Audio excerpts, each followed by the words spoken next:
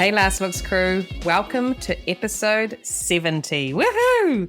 And to celebrate, I have something a little different for you. Something I should have started doing a while ago. We're heading into the lab, or workshop if you will. Our Last Looks guest today is Rob Freitas. Rob is a mold maker and from what I've heard, a damn good one. I'm so sorry it's taken me so long to chat to someone in the shop. Shame on me. I think I was sidestepping it as it's a little far out of my wheelhouse, but biting bullets is fun, so I hope you enjoy hearing from Rob as much as I did chatting with him. And because it's our last episode of the season, I wanted to thank our wonderful Last Look sponsors. We have had some wicked brands advertise on the podcast, and awesomely, most of them are brands created by artists working in our industry. The side hustle is impressive, and because of that, be sure to support these wonderful brands created by artists just like you. If you have a brand that you would like our listeners to know about and want to become a Last Look sponsor, email me at info@thelastlookspodcast.com or click the link in the show notes to find out more information. Now, between seasons, I don't normally do anything. I normally have a little hiatus and don't release any episodes. But between this season and next, I'm going to continue to release episodes. It's going to be a time to revisit the hits from earlier seasons. And a term we understand, they will be reruns. Just in case you missed any of the gems from our past seasons or just want to be inspired again by some of our artists we love. And if you caught our quick little bonus episode a few days back with hairstylist Cassie Russick chatting all things bald cap prep for hair workshop, then you will know we're taking bookings for that now. And if you didn't catch it, maybe check it out. It's a short and sweet little one. Reminder, spaces are limited and it is taking place on Friday, the 29th of September at Namie's here in Los Angeles. We're offering payment plans for anyone in need. Just shoot me an email at contact@lastlooksworkshops.com. And if you're keen to secure your space now, there is a link in the show notes below, or you can hit the website, lastlooksworkshops.com. I'm excited. It's going to be fun. Also, one last thing. We now have an online community space. I launched a Facebook group called Last Looks Crew. So if you love the podcast and would like to join us for some fun industry chat, there is a link in the show notes below. Come join the fun. Okay, my name is Jamie Lee, and this is the 70th episode of the Last Looks podcast, a show where we catch up with makeup artists and hairstylists working in the TV and film industries around the world. And today we're joined by mold maker Rob Freitas. On with the show. And now, a word from our sponsor. As a special effects makeup artist, you need the right makeup products to make your characters look absolutely convincing, enthralling, or terrifying to your audiences. That's where LUXE Skin FX comes in, specializing in high-quality makeup for professional makeup artists. LUXE Skin FX carries the best special effect makeup supplies available to the entertainment industry today. Choose from their wide selection of high-performance products, including alcohol palettes, drying blood, dirt, and they even have a small cosmetics collection, all at remarkably affordable prices. LUXE Skin FX prides itself on their superior customer service and quick delivery times, message day or night, to ensure you have a seamless shopping experience. Well, what are you waiting for? Bring your characters to life with LUXE Skin FX. Sign up today at luxeskinfx.com for your pro discount and start saving. And now, our feature presentation. Pictures up. Last looks. Rolling. And action. Welcome to the Last Looks podcast, Rob. Oh, thank you very much, Jamie Lee. This is an honor and a pleasure. Okay, so this is where our story begins. I want you to finish this sentence for me, okay? Yes. Once upon a time, there was a little boy named Rob, and when he grew up, he wanted to be... I actually think astronaut. Of course. I mean... Yeah, I think that growing up in the 70s and everybody was looking at the moon, talking about space. And I was a fan of monster movies, but I think I looked up to the sky a lot when I was a kid, Yeah. And looked forward to summer vacations. I think those were my priorities. I know. I feel like when I was little and at school, it's like as much as school was fun, it's just like lunchtime was the best, and then going home so I could watch cartoons and stuff.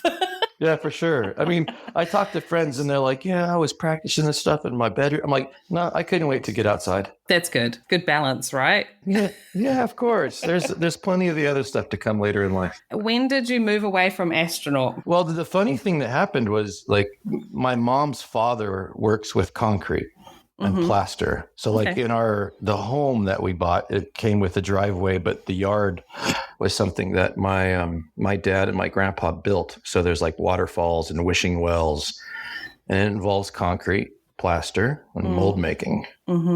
So there was maybe a famous Monsters magazine that came out in the late 70s or right around 1980 that had a picture from the lab, like Return from the Creature of the Black Lagoon. Yeah. And it showed them making the suit, and it showed a mold. And my 11-year-old self showed that picture to my grandpa. He recognized the work. I recognized that what my grandpa does is how they make monsters. And so the kid that loved watching monster movies started wanting to see behind the curtain. Yeah. I think that was the major catalyst was my grandpa. That's so cool.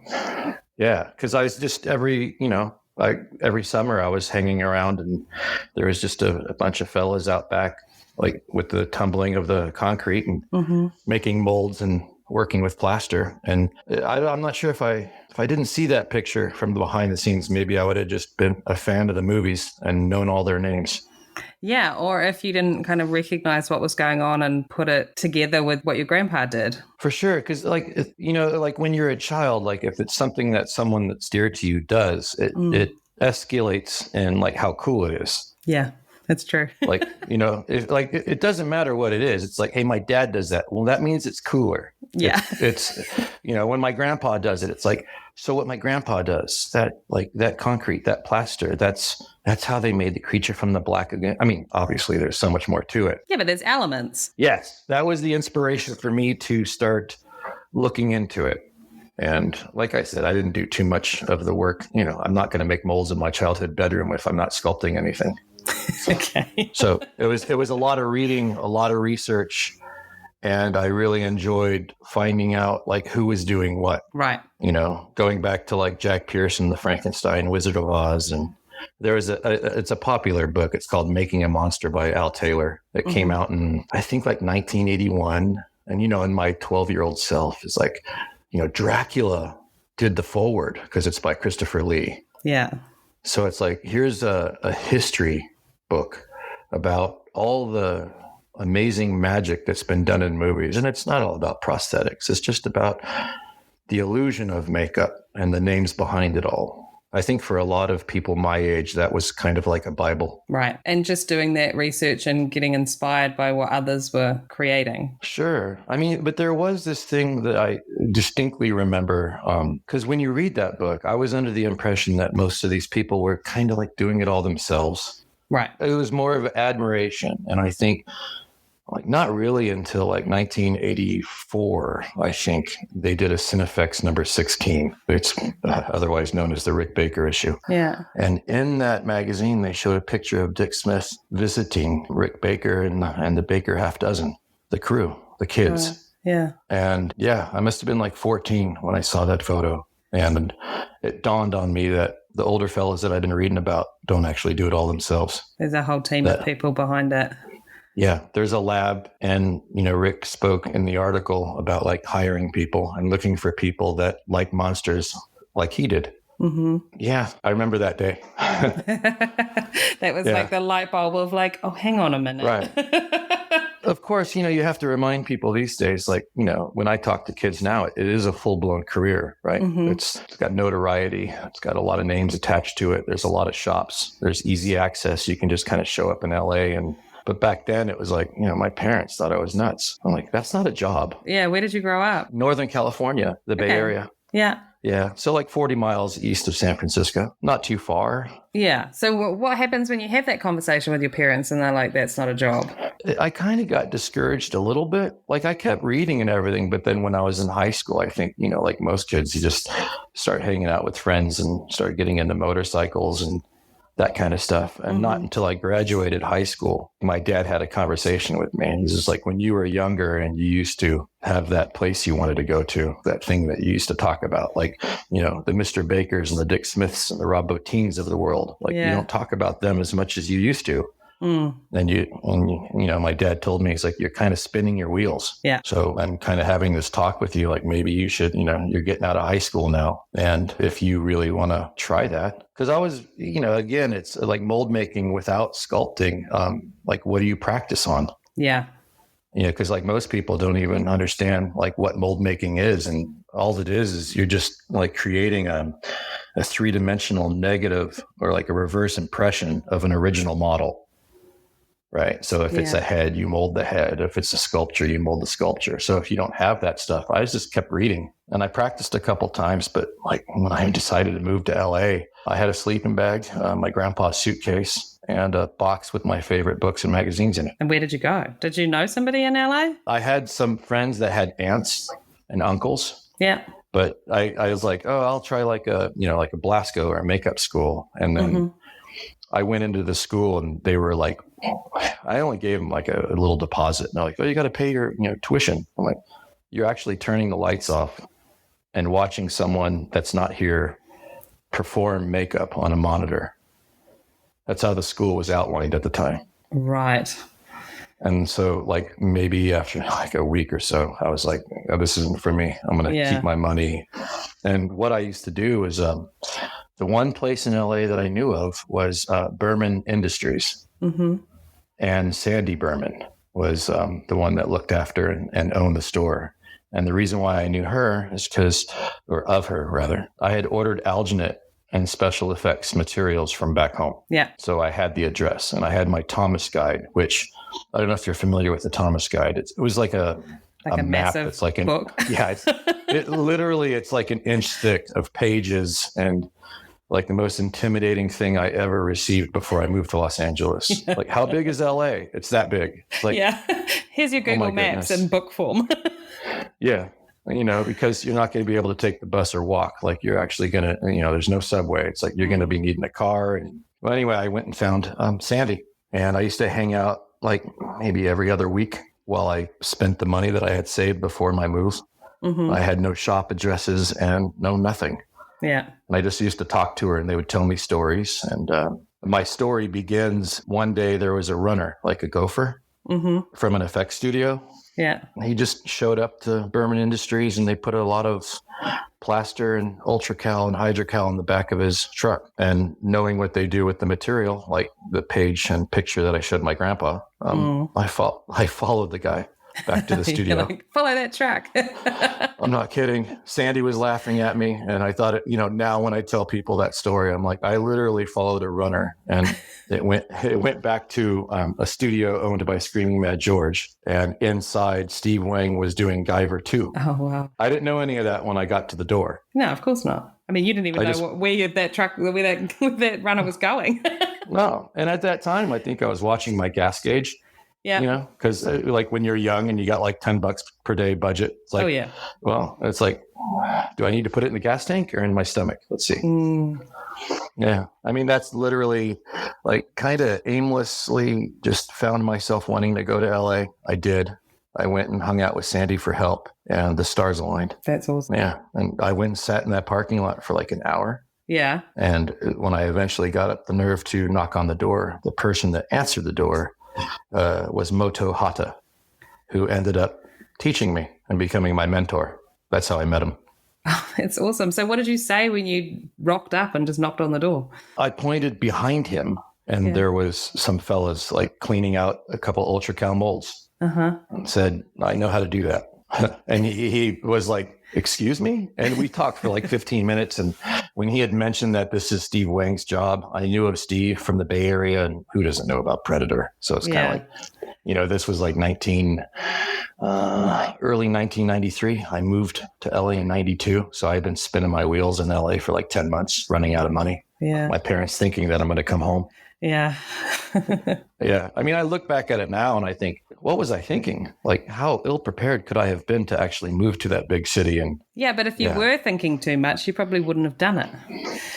That's the Yeah, there beauty is of something it. about that. Yeah, the ignorance about Yeah. like the reality of it, I think sometimes, which is a good reminder, like, like sometimes people like to be completely prepared. And, and like sometimes on our job, it's like off the cuff and we didn't see this coming. And here you go. You got 45 minutes, knock it out. You're like, Yeah. oh, yeah, okay. Yeah. That's an important mentality, I guess. But Yeah. that's how it started for me. So they obviously gave you a job. Yeah, basically Moto, it was like an internship. Mm-hmm. And he told me, he's just like, we work here a lot. We're working weekends. At least he and a few of them were. And he's like, you keep showing up and I'll buy you breakfast. I'll feed you lunch and dinner. And I did that for maybe a few weeks. And I was learning everything, like whether it's all the different tasks in a lab, like helping them when they're running foam latex creature suits. I was learning how to seam the creature suits or cast up different urethane parts. So I was a sponge, and I just wanted to learn as much, like, because now I was in a place where I can actually practice physically. Yeah. And like all that stuff that I had been reading about, was all there. Yeah. It's weird. It's like, I often call it like, like the Miyagi thing in Karate Kid. Like you don't know how much you know until you're really right on the spot. Mm-hmm. And then sometimes like these things that you read about or practiced a long time ago, they just kind of come back. Yeah. You know what I mean? And you're like, oh, I actually think I know how to do this right now. That's awesome. So at no point did you think that you wanted to sculpt or anything like that? Maybe when I first came down, because it's alluring, it's interesting. Yeah. But I think once I started practicing and playing with the materials that are involved with mold making, because most of it was just plaster back then. Yeah. Like the urethanes and like materials have come pretty far. Back then it was like ultracal molds and foam latex skins.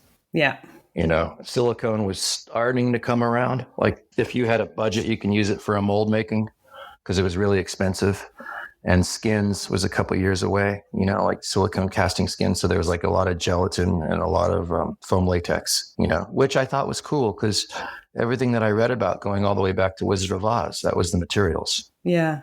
Are you kind of rare in the way of that's what you wanted to do from the beginning and started out just focusing more on the mold making? Like, do most people find themselves coming to work in a lab and then finding their place within it over time as to what they're gravitated towards or what their skills sets kind of are? Yeah, I mean, I think for me, like within the lab itself, what I noticed was a lot of people wanted to sculpt. Mm-hmm. And then you learn over time, like the eyes, like who can look at work and like see the difference between stellar work and maybe work that can be improved, because it always can be improved, but like an honest evaluation of one's own skill set. Yeah. And I think, that there was a combination of people that just wanted a job. Yeah. They get in a lab and they're like, well, what's the work that's like entry level? And for some reason, it was usually a mold shop. Right. Like just clean out a mold. It's just dirty work.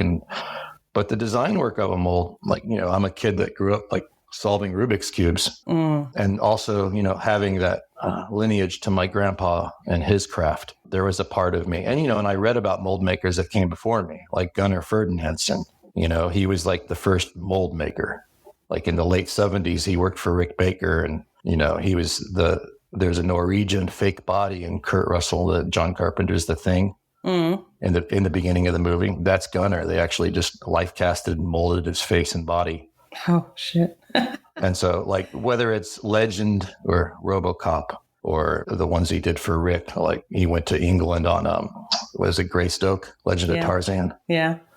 Like he was the main mold maker and he did nothing but molds.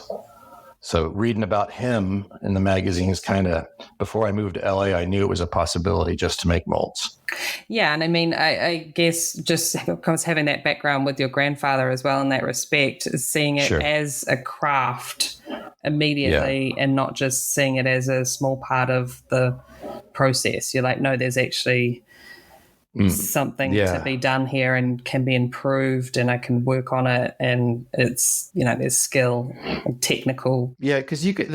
I think within all crafts, there's going to be a certain couple of tasks that when you're around people, like that's maybe what they try to avoid. Right. So when I was young and first moved, like because I was less practiced, at the craft of mold making. Yeah. It was intriguing, but like I was learning all the crafts because the more you know, the more often you can say yes when the phone call rang.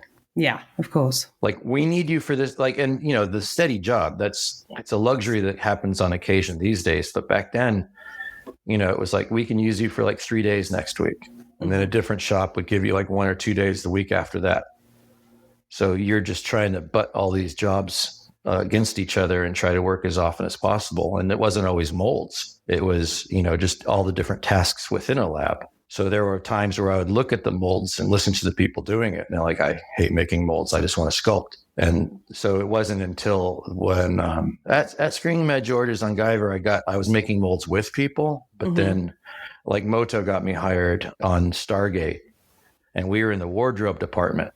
And he was teaching me molds. Like, it was him and I in a little room just by ourselves for like 2.5, 3 months. Wow. And, you know, reflecting on it, I can say, like, man, I was really fortunate. I was really lucky. Yeah. But back then, I was so caught up in the moment. Like, he's teaching me, I'm learning. Just, more, please, more. Yeah. And then after that, I did a good enough job to where he got me hired at Steve Johnson's. And I was with some seasoned mold makers like Brent Baker, who I knew worked on the first Gremlins and was also from the Bay Area, you know, so he was running the mold shop. And then Nori Honda, which was a fella that Moto had also trained, he was working there as well. And so being exposed to, like, this is what a nice mold's supposed to look like. And just knowing that you'd done your research and you actually knew the work background of these guys to be able to really dig in and go, shit, I gotta make the most of this situation. Yeah, but I've always liked challenges. I really do. You know, like some of my hobbies, it's like I skydive and I ride motorcycles. It's like there's a certain kind of, you know, a personality that it takes. There's certain risk involved, and you have to be like, okay, yeah, I'm okay with this. I'll be like, calm down, just get it done. Yeah. And I think with molds, the thing that, unlike a sculpture, like, you know, or a makeup, it's like, you can always change it, right? I mean, you can redo it. You can just clean it off and start again. With a mold, that's part of the mentality that's a little different as compared to a lot of the other tasks. Once you start, you can't normally stop or go backwards. Right. And if you don't do a good job, then what you were molding may be lost forever. Right. And so when you're younger and you're working in that capacity at that craft, you have sculptors looking at you like, I just spent 2 weeks on this. Who are you? And right. Okay. Yeah. But also, do they hand over their work and they're like, that's my newborn child. Please be careful with it. Yeah. And they, like, in the beginning, like when they don't know who you are, it's like, you know, I don't think a mold necessarily needs to look nice. I think it's like kind of function over form. If you really get down to it, that just has to work. You have to just get out of the mold what you need. Like an appliance, it's got a cutting edge. So when you deal with those on set, a good mold's going to be very beneficial. But I think pleasing the sculptors was a reason for me to get really good at the outside of the mold. Like, that's a way of saying, like, your work's in good hands. Right. And I care. Like the outside, like if you really care about it, that's when people used to look. Like, I can tell when I was learning, I would go, like, when I started a new job, I would go over to the shelves where all the molds have been stored to basically just to forget about. They just sit over there and gather dust. But I would study them and look at all the different ideas and techniques and the differences between the molds. And then one of the most important things you can do is just find out how they work. Right. And so when I started working at Steve's, there was a foam technician. His name was Mike Jolly. And I also, because I'm a fan of Batman, around that time, they were doing like the Val Kilmer Batman, and then they were doing the George Clooney. So he was doing all that foam latex. And when I met him at Steve's, he started asking me to tailor my craftsmanship towards his desires. And there was a lot of people like, well, he's a foam runner. What does it matter to him? And then at a young age, I learned it's like, well, the more user-friendly it is, the better the part that comes out. So it was kind of like the introduction to the idea of teamwork. It's not just you and your craft. Yeah. And I learned a lot from him as well. You know, just little things he would say. It's like, hey, when you're doing that, can you square that off? Or I'm going to tip the mold upside down. If it stayed steady, that would be advantageous. And I just started taking notes, you know. And I had met Richie Alonso as well on that show. Yeah. And he had worked with Dick Smith. And so this was summer of like beginning of 1994. And he's take notes because he, you know, Dick Smith wrote everything down. So that was a habit that I developed from Richie, and I still do it to this day. Oh, really? Just write it. Oh, yeah. Awesome. There are things, if I'm repeating myself, if it's a little in the Groundhog Day arena, there are some things that were really, muscle memory kind of takes over and you don't even have to think about it sometimes. Yeah. But, because of the differences in materials over the years and trying new ideas. And, the other thing too, I learned from shop hopping is like some shops and some labs that you go to, everybody's got a different way or approach of doing it. Yeah, I'm sure. And maybe even a different desire of use, like certain materials. Because you think that, well, like this is how Dick Smith did it and everybody's just going to do it that way, right? No. So, going to a different shop and they'd be like, well, this is how we're going to do it. I'm like, okay. So sometimes you're doing it for the first time right on the job and you've never used it before. So it's kind of like, I'd take notes and this went wrong. And it's also something like if you're going to be a mold maker, like, because a lot of people ask, it's like, what do you think will help me? And I'm like, well, knowing that mistakes are going to happen. They do. Like I've never made a mold that's like 100%, I think. Right. You know what I mean? Like little things always go wrong. And because the sculpture can be lost forever, or maybe the mold may not work and you'll have to redo everything, that's kind of like the dark cloud that's looming, Yeah. So to go back and just with the different labs doing it different ways, is it still like that? Like people are really quite like vastly different? I think so. Yeah. Even with all the materials that are available. Right. I think that it's just because maybe it gives them a higher success rate, like mentally. Right. Like I've been at some shops in the last like 10 years where it's like with everything available, it's like, no, we just do it with this. I like it. I like the end results. It's consistent. Like sometimes you try different materials and then you lose the consistency. Right. So it's just like, why fix it if they're not feeling it's broke kind of deal. They've found something that works for them. And yeah. Yes. And a lot of it's like time, like, there's a big difference between television and feature, as you probably know. And these days, the materials do make it a lot easier to go quicker. Right. I think about because we had a lack of materials like 20, 30 years ago, and we used to have to mess with the materials and kind of get them to do what they're not supposed to do. And nowadays, if you look at a catalog, if you know what you want it to do, then you're just using a different material, a different brand. Right. But also I don't think many mold makers like travel on the job, because I've used like the materials available in London. I've been in Europe. I went out to Woohooooooo, on the Hobbit. In New Zealand. And yeah, exactly. And when you're out there, it's like you can tell them what you're used to and they just giggle at you. And it's like, that's not available here. Yeah. So if you know why you like the other materials, so you can kind of look for something that's similar and then wing it a little bit. Like I kind of like that. I like exploring. I mean, it's like the puzzle making and reverse engineering. Those are strong attributes to being a mold maker. Yeah. And I guess, would you say that it is definitely beneficial for people to work in different labs and different shops to learn all those different techniques? I think it's important. I mean, if you're going to really, it depends. I mean, if you plan on staying at that one lab forever, well, there's a lot of people these days that seem to be minimalists. Like if they learn a little bit, just enough to get the job that maybe they were looking forward to getting, and then they got pretty steady work with that skill set already being learned, why go further? And for me, I just, it's like reading the book when I was a kid. Now I'm reading about people in London, and I'm a fan of people that work in Europe. And when I went to, Weta in New Zealand, I knew some of the people working at that shop. Yeah. From various projects in the past. And they're like, we use different materials because what you use isn't available in this country. Like, okay. That to me is fun. But I think it goes back to being around in like the early 90s when you just shop hopped. Right. But it also, it means that you're prepared.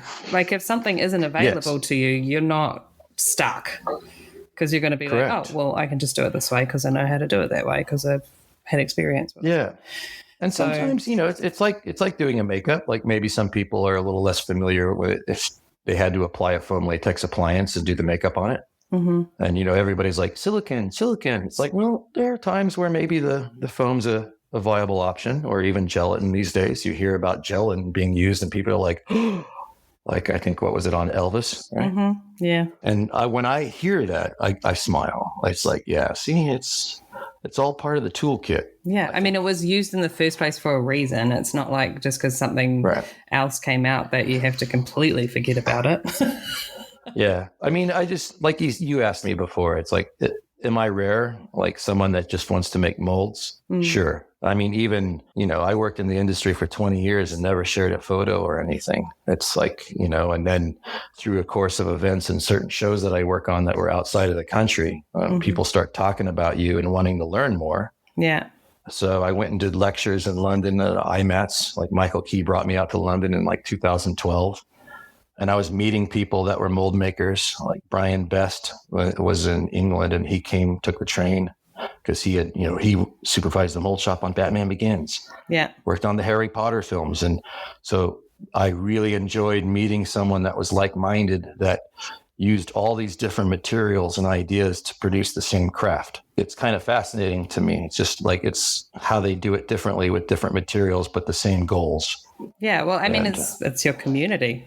Do you know what I mean? Yes. Like it's finding those people who do the same thing. Because when you're in a lab, generally, I guess it depends on the size. But is there normally only one mold maker, or? Well, there would be, like, when I think after I spent a year at Steve's, Batman 3 was my first show at Cinovation over at Rick Baker's. Yeah. And at that time, it was probably like 10 or 12 mold makers, crew of like 70. Okay, well, I mean, that's huge.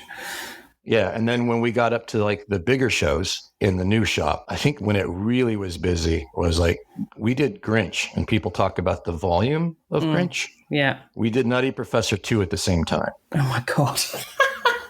And there's photos of the molds because there was a basement at Cinovation that looked like the ending of Raiders of the Lost Ark. And there's a photo out there that shows like, these are the molds preparing to go to the basement, and it's just Grinch. Yeah. And it's probably more molds than most shops have ever seen. Oh my gosh. And during those times, sometimes there'd be 20, 30 mold makers. Yeah. And I kind of miss those days, but then the madness of it, like you get caught up in it, and there was pretty good camaraderie. Like we had a lot of fun over there. You have to when it's that crazy and crowded. Oh, absolutely. But like when you work with people for a long time, and there was something magical that happens when everybody around you is kind of like content, and everybody can pull their own weight. Yeah. And you're not looking over your shoulder and making sure someone else is doing or isn't doing like their end. And when you erase that thought process from the job and you just enjoy what you're doing, and the people around you are also enjoying it, it was kind of cool. Yeah. It's rare. It's awesome. Yeah. Those jobs don't come around and all the years later, do you look back and think, oh, wow, that was kind of neat. Yeah. Yeah. I think as time went by, I meet more people that are just mold makers. That's cool. Yeah. And because I enjoy meeting them and talking to them. And, I think only a few years ago, I think Beth was, my partner in crime, my lady, Beth Hathaway, is also in the industry. She's a fabricator. Awesome. And she worked on the T-Rex mold on Jurassic Park. So, like me, that did things before than just molds. That's kind of how it used to be in the 80s and 90s. Yeah. And she was always trying to tell me, it's like, share your work. And I think what happened is like Norman Cabrera joined Instagram. He talked Rick Baker into joining Instagram. At the time, I was molding this Joker bust that Rick Baker was doing for Sideshow. And he was telling me, you should share my work. And I'm like, I don't know. It's just a mold. But I started and... But is it just a mold? Well, no, because what it is, I use them as breadcrumbs, because a lot of my pictures are cropped and people are like, why don't you just show the whole thing? And I'm like, I'm showing something that I do that's different. And I'm looking for people that will look into the photo and see what I did, or at least ask about what I did. Like breadcrumbs, almost like fishing. Yeah. And so like you talked about like the community, I'm looking outside of where I work and who I work with. And I'm just looking for other like-minded people. And if I could maybe inspire someone to like look at mold making and think, hey, maybe I should learn that. It looks kind of cool and it's mandatory. It's important. Yeah. And everybody's like talking about digital effects versus physical effects. I'm like, well, I'll tell you what, physical effects can't continue if people aren't learning how to make a mold. Yeah, it's true. And the fact is that, I mean, you're the first person I've spoken to that is purely workshop based in the lab. Yeah. And it's because your name has popped up so much. And I think I've been holding off on speaking to anyone because I'm just like, it's so out of my realm. It's out of my wheelhouse. I don't truly understand. Like I have an idea of what happens in the workshop, but I was just like, who am I to talk to somebody about that? But I was just like, no. Need to talk to the people in the shops because you guys do so much incredible work. And I was just doing a hair makeup test at Vincent van Dijk's, and I was standing there at the doors looking through the little square window, and he came up behind me and he's just like, go on, go in there. I know you want to look at everything. And I was just like, yes. And I was just like wandering around going, wow, all of this is so amazing. So, I mean, there's obviously a reason why your name keeps popping up, and everyone who says your name is just like, he's the best in the business. You have to speak to him. So what do you think it is that helps you kind of stand out with your work?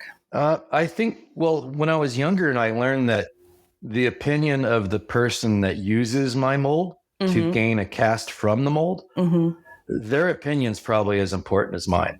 Yeah. So the function of the mold, like, am I giving something to this person that's going to now have to use the mold like for the next 30 to 60 days? And then if there's like 10 molds that the person's using, like the better they work, the easier that person's life is. Yeah. I think that was a huge thing for me to like really zero in on. And, you know, when people look at my work, it's like how it works for the foam or silicone technician.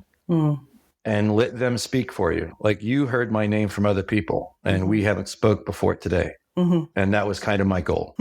I mean, what my childhood goal was to like, I knew where I just wanted to go to LA. Yeah. See how it works out and eventually work for Rick Baker. Yeah. And I wanted to eventually get good enough to where I was in the room with him and he would look at my work and give me a thumbs up. Yeah. That was goal number one. That's awesome. And if, you know, and along the way, it's a long and windy road, but it's the grandpa lineage. And then also these people, they trust you with, you know, and there's a lot of pride that I have in my work. Yeah. Because I know that not everybody looks at molds as being important until they go wrong. And like the different labs, you know, like some labs are born from like a mechanic, for instance. Right. Or, you know, like the bosses themselves, before they owned the shop, they had different preferences. So I myself have always leaned towards the shops that are more prosthetic. Yeah. And also the bosses that maybe kind of know how to do it all themselves. Right. So they have an understanding of each. I'm not surprised when I look back at my career and I think I spent most of my time at Rick's, a little bit at K&B. Yeah. And then lately these days, most of it's been for Vincent van Dijk because those shops are both very prosthetic driven. Yeah. And the bosses themselves kind of know how to do almost, if they don't do it with their own hands, they're very, very well aware of how it gets done. Right. And that's where the quality control comes from. And that's also where the methodology of going about it as a team. Right. So just in general, you would say that labs can produce inconsistent work. It depends on the personnel, I think, a lot. Yeah. I think most bosses realize that. You know, like Rick had a display room because he developed the need to create something in between shows to keep some of us around. Yeah. Because there's not always a show. And sometimes we'd leave and they would get a job and he's like, hey, I want you to come back, because there's a trust factor that happens with mold makers. And then also, like, the other thing about my molds too is, you know, especially spending so much time at Rick's, like, you know, in the 90s, we had time, right? And so Rick is one that, you know, if you look at American Werewolf in London and the movies that he did, he's very creative technically. Yeah. Like he came up with ideas that you hadn't seen before.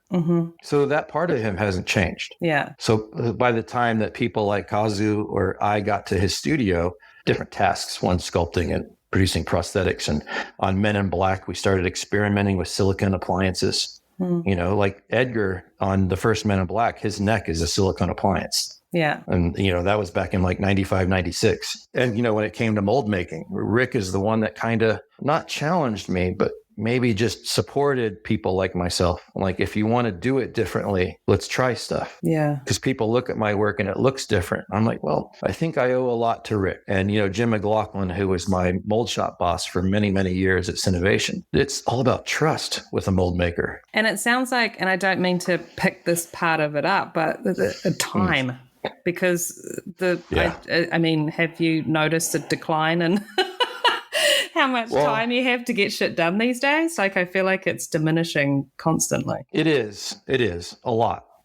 And, but they're also like, the thing that I'm grateful for is at Rick's, he had a habit. I usually say, this is a story. Like if I work at Rob Freitas and they were going to do a prosthetic, they would sculpt one for like 28 days. And then the weekend before it was due, we'd make the mold. Right. Now, because I worked at Freitas and I tasted that. And then at Rick's, usually what we'd do, and often the test makeup was on him. Like we usually knew we had a show when he shaved. Right. Because we're going to do a new life cast and he got rid of like, maybe a goatee or a little beard because we knew that we were going to be gluing down something on him soon, like a test makeup. But like that first week, we would do like 3 or 4 different tests. So like after week 1 of that month, we probably already did 3 or 4 test makeups. Right. So then you could spend the second and third doing the hero one. And then you get to the finish line, not as a race. And so we did things faster than people assumed at Cinovation on occasion. Like we knew how to do it. So there were times where I worked at other shops and they would, look at me and think, you're not going to get all that time that you get at Rick's. And I'm like, well, you try keeping up with me. Yeah. Now I got a point to prove. So speed's always been something, but the only way to go really fast with molds is like really have the materials down. Right. And you have to have faith in yourself and your skill set. Self-confidence goes a long way, especially for molds. It's like once you start, it's like, learn the prep work, and the materials. Like I use new materials a lot. Well, how do you get them to have superior quality effect in the end? Like, how do you get them to work well? Like a lot of times, it's kind of like when you do a wig, it's like the importance of the foundation and the lace. Yeah. That's kind of like the mold. Right. It doesn't get seen too much in the end, but those that play around in that field know the importance of it. Yeah. And they all have their own ways of doing it as well, because they've figured out kind of what works for them. And And I think at Cinovation, like, Jim McLaughlin in the mold shop, once we got to know each other, he just he gave some of us a lot of freedom. And as long as people keep measuring up and it works well, then the freedom continues.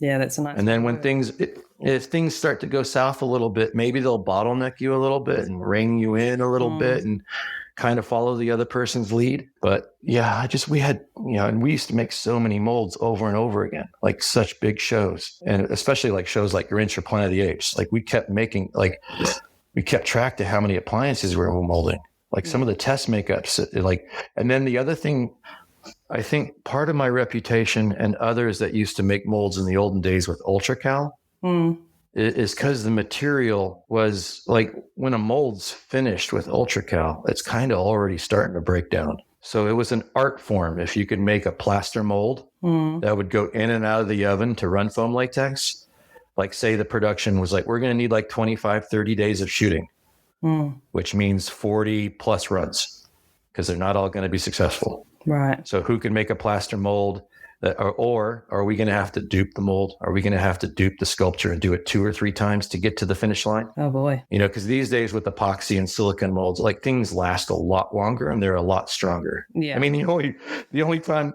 that's an example. It's like in the last 10 years, I've only made maybe like 4 plaster molds with plaster surfaces, and they've all been for Rick. Right. So, I recently went over to his house, and this is an example of like the pressure that comes with it. It's like I go to his house and he's like, okay, I sculpted a couple masks and make me a plaster mold.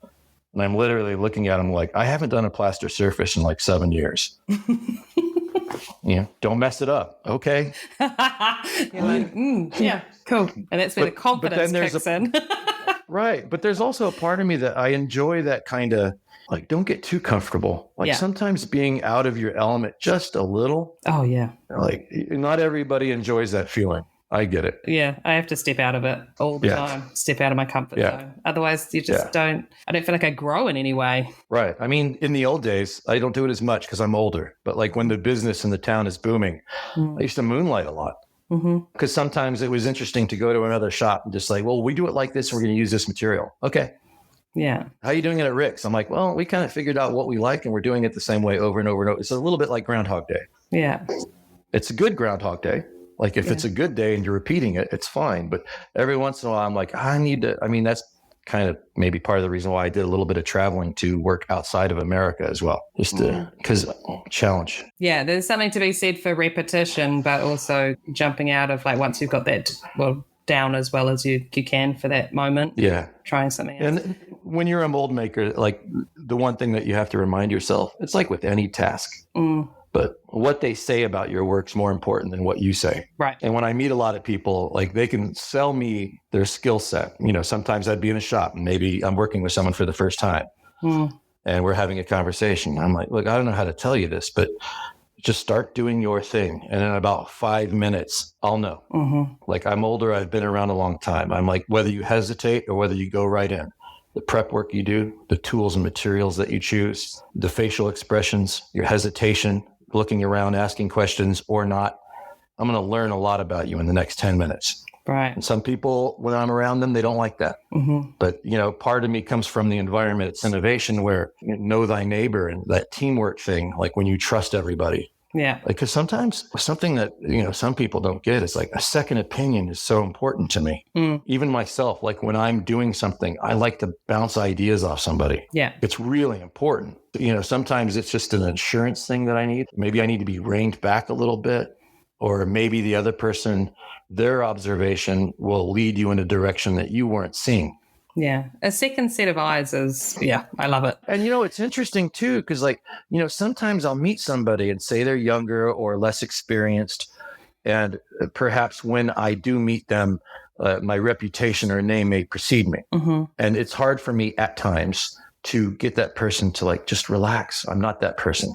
I'm just a dude and okay, you haven't made molds that long. Okay, you're new at this. That's fine. I'm still asking for your opinion. I still want you to look at this and tell me what you see. Yeah. And they're surprised sometimes when the person with almost zero experience that's never worked at some of these other shops that I have, they'll look at something and say, well, what about that? And I'm like, oh, see, this is what I'm talking about.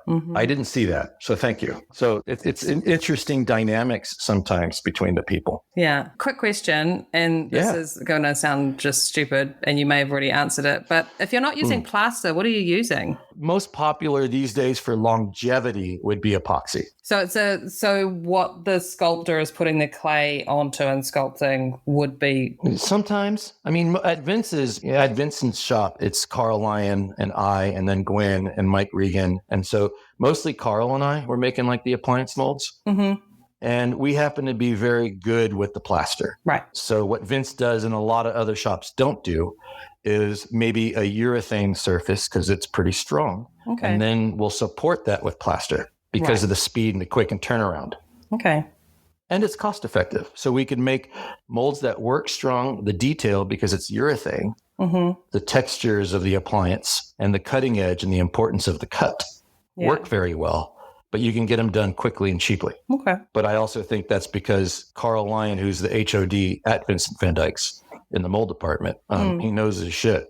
And that's one of the reasons why I was attracted. Like, not only do I appreciate Vincent's love for the craft and his attention to detail, but he's got someone at his studio in the mold shop that I admire and like to learn from. Yeah. Like that second opinion that I was talking about, like being in the room with someone else that too often am I on a table over in the corner by myself and just expected to make a mold. It's fun. It's cool that, you know, like I said, the most important thing is the word and opinion of the other. Like reputation, it's mostly based on what other people think of your work. Yeah. And, you know, but I also like being in the room with someone that I could learn from. Yeah. I mean, who doesn't? Yeah. So most studios, I think, you know, epoxy is really, really expensive and really, really slow, but it makes it easier to obtain a longer lasting mold. Right. So if you want to like get it done quicker and you want to use the cheaper alternatives, the skill set needs to be higher. Right. But if it worked on Wizard of Oz, it can work now. So, I mean, that's part of it. And a lot of people, I don't think, know how to work with the UltraCal mold, especially a surface coat. I think a lot of them would be very, very nervous. Yeah. You know, if I know I'm going over to Mr. Baker's to mold a mask, I don't sleep too well the night before. Shit. You know, and then I even had to like, I'll tell you, it's like when I was over there, we had a really good time. We hadn't worked together for a while. And this is just like last month. I had to tell him, it's like, he took some pictures of me working. Yeah. You know, like I was unaware. And then he shared one online. But before I had opened up the mold. Yeah. And I told him not to. When I went home and saw the picture, I'm like, oh, and the next morning I went in, I'm like, you can't do that until the mold's open. I'm kind of superstitious. Oh, you can't take a photo before the mold is open? Is that what you're saying? Well, you can take the picture, but don't share it. Don't. Oh, okay, right. I gotcha. They're like kind of, it's like almost like celebrating a little too early. You're jinxing it somehow. A little, yeah, because I still have to open up the mold and make sure I did good detail work. Mm-hmm. Make sure that I didn't trap an air bubble or there's a crack or like, it's a stone mold. It's weak material. Yeah. And until I open up the mold, like if I make a mold one day and I'm not opening it up till the next day, I'm still a little nervous overnight. Of course. You come in, you open it, you're like, or sometimes you're like, oh crap, I got to fix this. Fuck, yeah. Yeah. So he laughed at me. I'm like, just wait until the mold's done and then share the photos. I still take the pictures. I just don't share them. Yeah. Well, it's like celebrating that cake when you've just only put it in the oven and you're like, yeah, it's going to be amazing. Yeah. Taste it first. Everybody, look, my amazing cake. It's just like, hang on a minute. It's true. It's true. I know it's silly and some people laugh at me. I'm like, but I learned long ago that when I was first getting really good at the exterior, like the form of the mold, people would walk by. And when you're younger and some people from the studio that you're working in come by like, hey man, that mold's really nice. You start buying into it a little bit.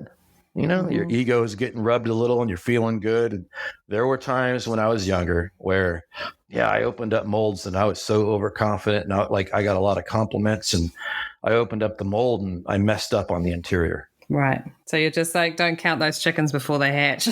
Yeah. And it really stuck with me because there was one time where it was a multiple piece mold. So to do the mold, it's almost like one piece per day. Yeah. So I worked on this mold for a week and the whole week, it was over complimented and my ego got raised up a little bit and I was kind of cocky and I opened up the mold and then someone came by later and like, what's going on? I'm like, I got to fucking fix this. Like, what happened? I'm like, I don't know. I'm like, maybe I was drinking too much of my own Kool-Aid. That's a phrase that I use, It sounds dangerous. Yeah. Ego check. It's like, so now it's like people, they come in, they're like, hey, that looks, don't jinx me. You're like, just hush, wait till it's open. Yeah. Yeah. I even have this thing, like those that work with me know that I perform like what I call a happy dance. So when I'm done with a mold, I do some silly, stupid like dance and I make a fool of myself in front of the mold. Right. I'm showing my lack of confidence and ego because the mold's in control right now. The mold has the power. Like when I open it, I need it to be, it's like sometimes it's the opposite of being over cocky. Yeah. And some people laugh at me for that. I'm like, look, I'm just keeping myself in check. Yeah. I mean, I feel like I keep myself in check, but I just almost stop breathing. Yeah. It's like, not until action is called or we get through the first couple of takes and I'm like, it's working. Right. Okay. And then they change the lighting. And then they're like, oh no. But normally there's just like this sigh of relief, but it's never a complete 100% I've got this, like ever. I think that's important and it's good. Right. Okay. I think a lot of people from the outside don't realize that. Like, because I have conversations with people and they're like, well, you've been making molds for 30 years. I mean, you have to have it down. And I'm like, anytime I get too comfortable like that, something will like go wrong. Yeah. And, like clays are changing, materials are still changing. Timelines, like, there are times where at Vincent's shop where it's like, hey, we need this tomorrow. And Carl and I will just look at each other and go, okay. Yeah. I mean, there's only so much you have control over. There's so many other elements that you don't have control over that it's just like, well, we'll see. Right. Well, I'm not the one that said yes. Yeah. Like sometimes, because there are times where I'm having a conversation and they're like mad at the producers. I'm like, look, they called and someone said yes. Who said yes? Yeah. like, can we have that done tonight? Yeah, but and that's the flexibility. And as I age, I have to remind myself sometimes. Every once in a while, you're going to have to put in the OT. Every once in a while, there's going to be that phone call on a Friday evening and you just watch your weekend go away. Yeah, just got to go with it. And when you're younger, you're like, yeah, more work, more money. And when I'm older, I'm like, I was going to go see a movie and go on a motorcycle ride tomorrow. Oh, well.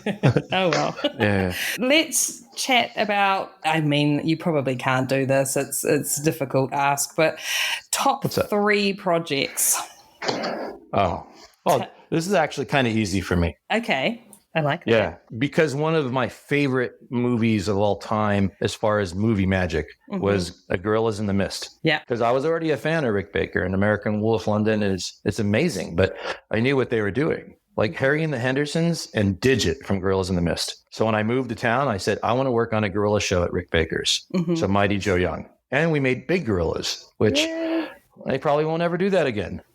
You know, and so, yeah, originally they were going to do digital, and we were only going to build the one that's on quadruped that went to Hawaii with Charlize Theron, like to stand next to it for like a size reference. But we ended up making one that laying down and one sitting down, and they used it quite extensively. And for sure, doing a gorilla show and even watching the suit get made, and John Alexander, who was in Digit and Gorillas in the Mist, he was also Mighty Joe. A really, really nice fella. And when he gets in the suit, he's like 99% ape. Wow. You know, just like seeing that performance in person. Yeah. Pretty cool. And like, you know, it's like, wow, it looks so real. You know, I think Digit looked more real. And I think Mighty Joe was a little like overly groomed because it's a Disney thing, you know, make the people happy. You know, like he's a big gorilla. Wouldn't there be like leaves and dirt and dust all over him? No, brush it out. Like, okay. All right. He's got his comb in his back pocket. Yeah. And another one that I really liked, because I'm a Batman fan. And when it comes to Batman, the character, the cowls. So like to do a seamless cowl is artwork. Yeah. It's a magic trick. And I can tell you the names, Paul James that did Batman Returns, and Ray Tricker, who did Batman Forever and Batman and Robin from England, Ray, and Brian Best and the guys in London on, you know, Batman Begins. It's like, I'm like, I want to be part of that lineage. So when Jose Fernandez gave me the chance to do it on the Ben Affleck Batman cowl, I really enjoyed that job. That's so cool. Seeing him as, yeah. And then I think, oddly enough, a few years ago, Rick Baker, like I help him with his Halloween. He, you know, he does like the whole family. It's something that a mentor to him, Bob Burns, used to do in the 70s. Yeah. Is just do it at his house, pick a theme, have friends from the industry help set it up, and entertain the neighborhood come Halloween night. Oh, wow. And you know, Rick started doing it, I think, in like 2015. Yeah. And I think 2017, the theme was American Werewolf. He handled the makeup on his daughter, Rebecca, that was like a transformation mid-wolf and human. Oh, wow. And then on his oldest daughter, Veronica, it was kind of like the Jack makeup, like the wolf victim. So Rick sculpted it and I did the lab work and molded it. So like I was working on it with him and I told him, I'm like, I've done a lot of movies, a lot of cool movies, a lot of movies for you. But this is American Werewolf. It's for Halloween. And I'm molding your Jack sculpture. And I did the work at Vincent's. Like when Rick started giving me side projects after he retired, because Rick admires Vincent's work and work ethic, and it's close to where Rick lives. I would often do my work, moonlight, just go in there at night or weekends at Vincent's shop. He would let me do Rick stuff there. That's awesome. And I remember being there, like rocking out on a Sunday night at 10 o'clock and just, American Werewolf. Who would have thought? But what, like his neighbors, what? Oh, well, they all, like, I know, you know, some of them are popular people. Oh, okay. But it must be, like, lucky to have Halloween, have Rick Baker next door. It's just like, that's cool. I tell you what, though, some of the neighbors really step up with the haunted houses and, well, I mean, his neighborhood, it's a fantastic, like, I often look at it and I'm like, where was this when I was a kid? Oh, my gosh. That's so cool. But I love that he does it. And his family, you know, they fucking love it. You can see it. They're all into it. Like he wakes up at 5 a.m. and does their makeups and they go to work all day and then come, you know what I mean? That's so cool. I love it. Yeah. Those are my favorites. Yeah. It's hard though, picking a few. Oh yeah. I mean, they're all like your children in some way. Being involved a little, in I these things. think. I also think there's something where like sometimes the end product or sometimes the pre-production work that we're involved with. Yeah. It's also kind of rare to enjoy both. Like some of the movies that I enjoy the most were absolutely hell to work on. Yeah, well, that's the thing. It's just like there's the experience, there's the actual product that you've created, there's the end result, there's, the people you're working with, all that kind of stuff. Absolutely. Yeah. Now I just want it to be fun. Yeah, exactly. It should always be fun. There should be some fun involved at some point anyway. Yeah, just a little bit. So what do you find most rewarding about your line of work? I've had a chance to meet some of my childhood idols. Yeah. It got me a seat at the table. And I also think that something I enjoy about working with film, it's like, I joke around with my dad because I'm not one to have kids. Mm-hmm. I knew this early in my life. And my dad used to give me shit. It's like, the family name, it's doomed. No children, the name's not going to continue. Yeah. And I kind of jokingly told my dad, it's like the name, people will know the name. Yeah. And I love the idea that those of us that work in film, like yourself, it's like, years from now, we're part of a lineage. I'm very stooped and a fan of history. And I love that there's some projects that I've worked on that I'm going to be forever linked to. Rob, that's so awesome. Because for another non-child maker, I think that's fucking great. I love that. Like people forget, like they get so caught up in the job and what I'm doing and my career and my work. And I'm like, like credits, like I don't normally care too much about credits, but when my parents see it. Yeah. And that, like they're like, what you like on Instagram these days. It's like when my parents saw that I was at Mr. Baker's house molding his Halloween mask. And, and my dad's like, remember when you were a kid and you said you wanted to move to LA? Oh. Yeah. Oh, that's so cool. I think that's like, I don't know, making my parents proud and like maybe returning like this, like, cause all of us that do what we do, I'm sure there was a time where the parents looked at it and went, that's a career. Yeah. Are you crazy? Right. I think for almost like, whether you're on set in a trailer or in a lab, it's like, you want to go, what, Hollywood, like films, what? Now the industry is extremely international, but I think for my parents, they saw the drive and the will to do it that I had, and they just supported me. And like I said, I described how I was ill prepared when I moved, but yet they let me do it. Yeah, it's awesome to have that. And they let me suffer. And there would be months that I talk about with my mom, and like months would go by and I didn't call her. Yeah. My older self's like, fuck, my parents were really worried. And I wasn't going about it too smartly. I was just waiting for something to happen. Yeah. And now maybe the most rewarding part is my parents and making them proud. I was raised in a family that just loves movies, loves film. Well, that's cool. I mean, that can be celebrated a little bit more because of that, I think, really, can't it? Yeah. It's like, let's go to the theater and popcorn as a child, and like the Star Wars generation, what it was like to go, Close Encounters was a favorite for me. Jaws, I love the movie, but, I never went into the ocean because of it. But that's the impact. Like, how many people say that? Like, that shark didn't exactly look real. Good enough to keep me out of the ocean. Yeah, exactly. The thought of it is enough. Right? Oh my God. Yeah. So what do you find most challenging, do you think? Keeping up with my younger self. Right. I know that sounds weird. But I tell that to because things get faster nowadays. And then like doing it for 30 years as I've had, maybe when you're younger, you don't see this part of yourself coming. It's hard to like want to do it that badly. Yeah. But also I think myself as a mold maker in my late 30s, I was really good. Like that's myself, like, cause I know what I was able to do. And now there are times where like, Vincent asks me to mold something and I'm looking at Carl and Carl's wall so clean. And I'm still like, I know I could just take a sponge and smooth it and it'll be good enough. But the challenge of keeping up, like when I was like near your peak and because everything's getting so fast, I guess I enjoy the challenge, but I'm realizing that, it's hard to keep it up as years go by. Yeah. I still love it. It's just when you do it for so long, it takes like a different approach. Well, it's like anything, I guess. Energy really too, isn't it? Yeah. Like I have less to prove. Yeah. Like that was a big part of my younger self is like, I wanted to meet people and prove and get into that door, get into that lab. We're very, very driven, very driven. And once you get there, you're like, okay, I want to show that I earned it. Yeah. And then after that, you're like, well, what now? I got to keep it. Yeah. And you just have to find ways of just loving it. I think for me, that's why I liked, I sought out Vincent's shop and studio. He's kind of like the next generation to me. He's like 20 years younger than myself. Yeah. But like when I'm in there, he's driven. Like he's like when I peaked, he's now entering that area. So I kind of feed off him and his crew. It's got to keep up. That's awesome. So, Rob, if I had you in your space, in the lab, the workshop, what is one thing, if I took it away from you, you'd be like, what? No, don't take that away from me. I can't work without it. My earbuds? Come on, that is valid, I think.